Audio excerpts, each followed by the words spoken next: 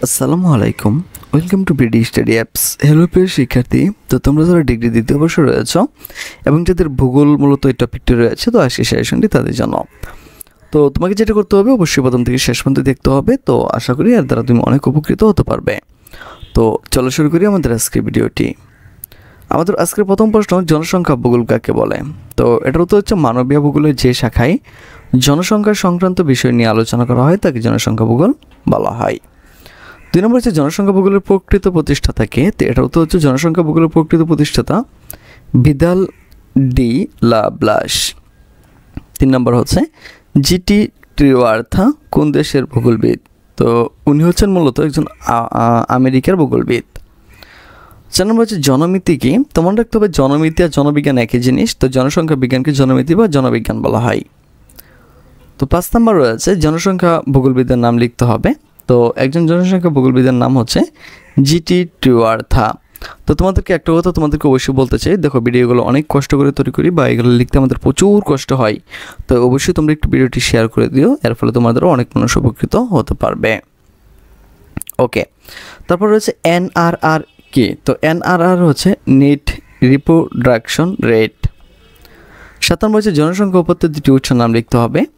তো জনসংখ্যা উৎপত্তির দুটি উৎস নাম হচ্ছে আদমশুমারি, এটা হবে আদমশুমারি এবং নমুনা জরিপ। 8 নম্বর হচ্ছে আদমশুমারির দ্বৈত গণনা কি? অর্থাৎ আদমশুমারির সময় একই জনসংখ্যাকে দুইবার গণনায় অন্তর্ভুক্ত করা হলে তখন তাকে আদমশুমারির দ্বৈত গণনা বলা হয়। 9 নম্বর হচ্ছে জনসংখ্যা বিন্যাস কি? তো এটার উত্তর হচ্ছে যে পন্থায় মানুষ পৃথিবীতে ছড়িয়ে থাকে তাকে জনসংখ্যা বিন্যাস বলা হয়। এরপর হচ্ছে 10 নম্বর জনসংখ্যা বন্টনের দুটি কারণ লিখতে হবে। তো আমরা যে এভাবে খেয়াল করি, তো জনসংখ্যা বন্টনের দুটি কারণ হচ্ছে প্রাকৃতিক কারণ আর একটা হচ্ছে আর্থসামাজিক কারণ।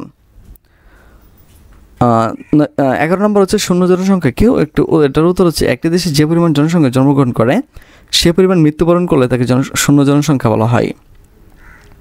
12 নম্বর হচ্ছে বয়োলিঙ্গ কাঠামো কি? তো এটার উত্তর হচ্ছে দেশের মোট নারী ও পুরুষের সংখ্যাকে বয়স অনুসারে শ্রেণীবিভাগ করলে যে অনুপাত পাওয়া যায় তাকে বয়োলিঙ্গ কাঠামো বলা হয়।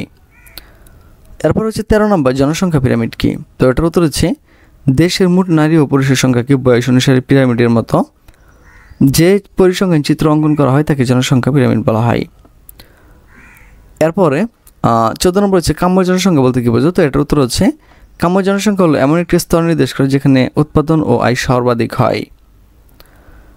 15 নম্বর হচ্ছে নারী পুরুষ অনুপাত কি? তো এটার উত্তর হচ্ছে বাংলাদেশে প্রতি 100 জনের প্রেক্ষিতে লিঙ্গানুপাত বিবেচনা করা হয় এবং এদের মধ্যে যে অনুপাতে নারী পুরুষ আলাদা করা হয় তাদের প্রক্রিয়াকে নারী পুরুষ অনুপাত বলা হয়। এরপর হচ্ছে আমাদের 16 নম্বর প্রশ্ন, যে জনসংখ্যা পরিবর্তনের উপাদানসমূহ কী কী? অর্থাৎ জনসংখ্যা কীভাবে পরিবর্তন হয়? তো এটার উত্তরটি হচ্ছে জনসংখ্যা পরিবর্তন উপাদানগুলো হচ্ছে অভিগমন, জৈবিক প্রভাবক, খাদ্যাভ্যাস, বাসস্থান ও পরিবেশ। 17 নম্বর হচ্ছে জন্মহার কি? নির্দিষ্ট স্থানে নির্দিষ্ট সময়ে মোট জীবিত, এটা হবে শিশু, হ্যাঁ শিমুর হয়ে গেছে, এটা হবে শিশু। শিশুর সংখ্যাকে ওই স্থানের মধ্যবর্তী সময়ে মোট সংখ্যা দ্বারা ভাগ করলে যে জন্মের হার পাওয়া যায় তাকে জন্মহার বলা হয়। 18 নম্বর হচ্ছে প্রজনন ক্ষমতা কাকে বলে? তো উত্তর হচ্ছে সন্তান জন্মের ক্ষমতাকে প্রজনন ক্ষমতা বলা হয়। 19 নম্বর হচ্ছে অভিগমন সংক্রান্ত মতবাদের প্রবক্তাকে? তো এটার উত্তরটা হচ্ছে অভিগমন সংক্রান্ত মতবাদের প্রবক্তা হচ্ছে রাবেন স্টেইন। তা বয়নির্দিষ্ট মৃত্যুর হারের সূত্রটি হচ্ছে ASDR সমান DX ভাগ PX ইন্টু K। CBR এর পুনরূপ কি? এর উত্তর হচ্ছে ক্রুড বার্থ রেট বা ক্রুড বার্থ রেট।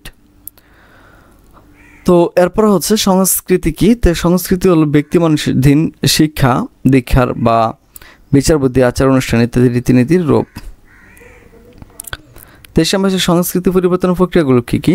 উত্তর হচ্ছে সংস্কৃতি পরিবর্তনের প্রক্রিয়াগুলো হচ্ছে উদ্ভাবন, প্রসারণ, সামাজিক স্বীকৃতি, বাছাইকৃত পরিহার, সমন্বয় ইত্যাদি। সংস্কৃতি পরিবর্তনের যে কোনো একটি কারণ লিখা হতো। উত্তর হচ্ছে সংস্কৃতি পরিবর্তনের কারণ হচ্ছে ভৌগোলিক অবস্থান। 25 নম্বর হচ্ছে সাংস্কৃতিক দুটি উপাদানের নাম লিখো। তো উত্তর হচ্ছে সংস্কৃতির দুটি উপাদানের নাম হচ্ছে ধর্ম ও ভাষা। 26 সংস্কৃতি রূপান্তরের তৃতীয় পর্যায়ে কি? উত্তর হচ্ছে সংস্কৃতি রূপান্তরের তৃতীয় পর্যায়ে হচ্ছে সামাজিক স্বীকৃতি। এরপর হচ্ছে দক্ষিণ পূর্ব এশিয়া মানুষের বর্ণ কি? তো এটা হচ্ছে উজ্জ্বল শ্যামলা। 28 নম্বর হচ্ছে সাংস্কৃতিক ভূগোলের পথিকৃৎ কাকে বলে? উত্তর হচ্ছে সাংস্কৃতিক ভূগোলের পথিক বলা হয়ে থাকে কার্ল ও সয়ারকে। 29 নম্বর হচ্ছে মানুষের করটির ধারণ ক্ষমতা কত? তো এটা উত্তর হচ্ছে 1300 থেকে 1600 তোমার হচ্ছে 60 ঘন সেন্টিমিটার। তারপর হচ্ছে 30 নম্বর মানুষের বৈজ্ঞানিক নাম কি? তোমরা সকলেই জানো যে মানুষের বৈজ্ঞানিক নাম হচ্ছে কি হেমোস্পেনিস। তো আধুনিক বৈজ্ঞানিক মানুষের বৈজ্ঞানিক নাম একই হবে। তো এর মধ্যে দিয়ে আমাদের 30টি প্রশ্ন শেষ হয়ে গেল। তো আজকে এখান থেকে বিদায় নিচ্ছি, কথা হচ্ছে নতুন ভিডিওতে। সে বন্ধু সকলে ভালো থাকো, সুস্থ থাকো এবং সাথে থাকো বিডি স্টাডি অ্যাপসের।